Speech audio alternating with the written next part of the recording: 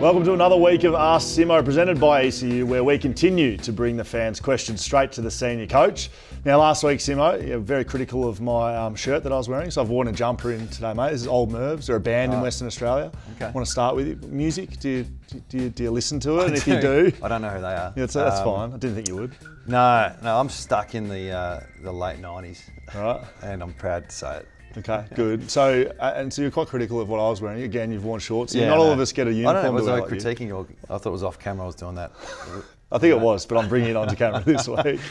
Yeah, I'm waiting for the angle to be a bit higher so I can wear shorts, but Good. obviously I've missed out again. I'll maybe think about things that you wore.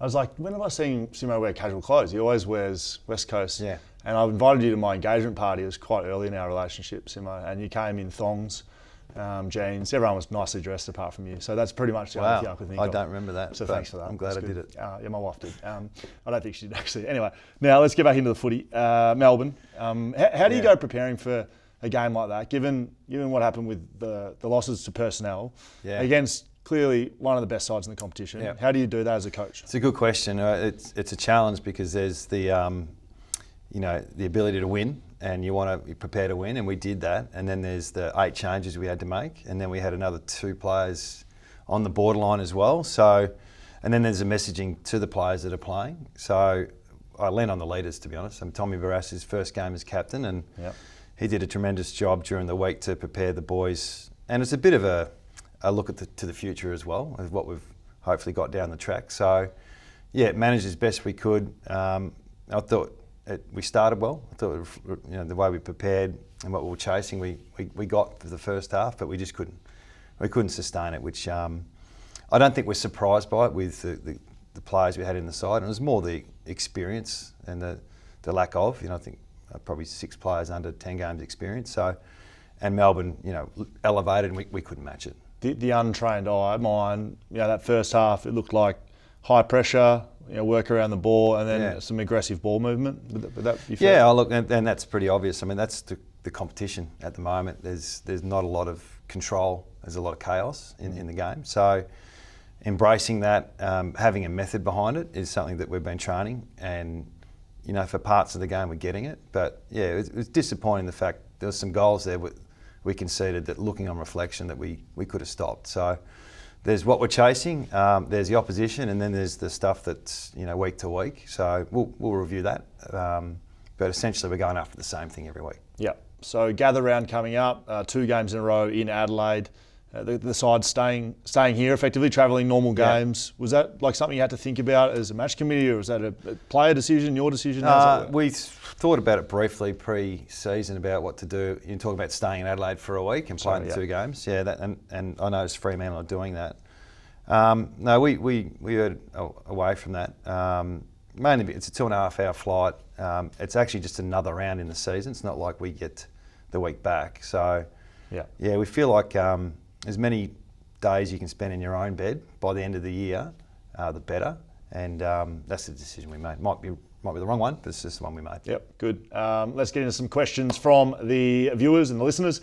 Mitchell Aiden, how do you balance reviewing positives and learnings from the game just gone? Yeah, well, it's a good question. We did speak about that earlier. So we'll review the game tomorrow with the players.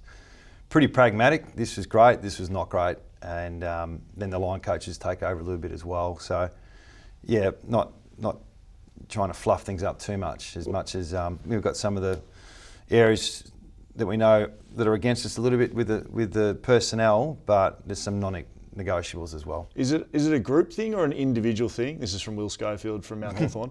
Is it a group thing or an individual player thing, balancing, win and improve and get this done and pats on the back and good effort effectively? Not good effort, but that's the direction we want. Yeah. Is that a whole group thing or a player by player thing? Yeah, I mean, there's just expectations. Like, we lost by 10 goals.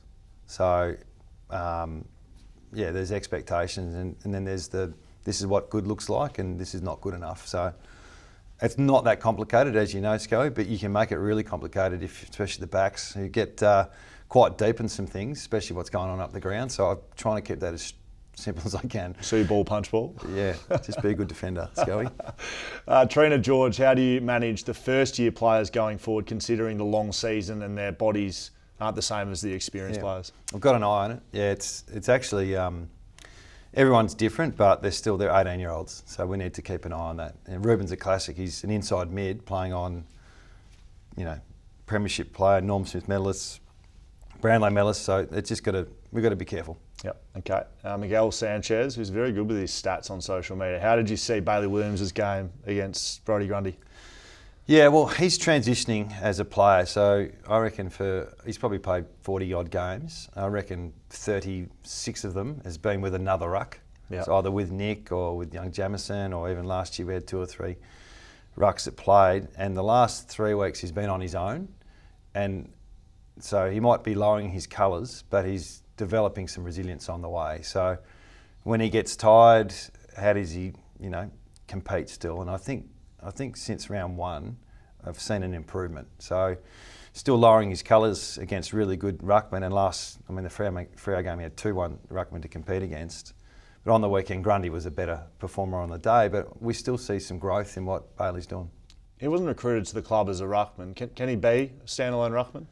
Well, he's got no choice at the moment, mate.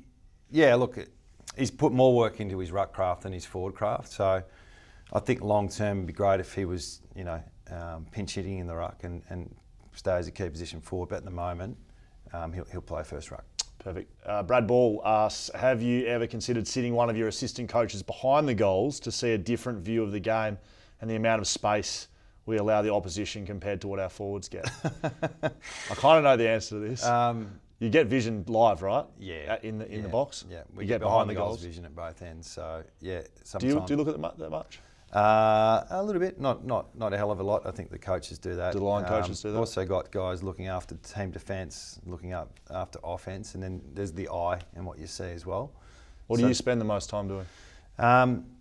Often you're not looking at the ball, you're looking at behind the ball, in front of the ball, about, okay, what's happening next. And the line coaches definitely should be doing that. If we're all looking at the ball, we're doing the wrong thing. So if you're a backline coach, you really should be looking at your back six, not, what's happening in the front half. So, and same with the forwards. And the mids coach does, often look at the play. So, and my job is to oversee it all and try and pick up trends, and then the data that backs that up confirms or denies what I see. I always wondered why I never got votes from the forward line coach. Craig Fisher, what's your preference, short sleeve or long sleeve jumper on the back of Samo Petrevski-Seton wearing the long sleeve? Where do you sit on it? I don't sit anywhere. I know. I used to wear a long sleeve when it was cold. Yes. Did you? Yeah, because it was cold. Mate, you would be surprised. I think some head coaches would be like, you can't wear long sleeves. We've very rarely worn long sleeves, but it's because the weather's beautiful. So I can understand that. But when you're over east, it gets chilly. Do you know that it was never available for me as a player to wear a long sleeve? Yeah.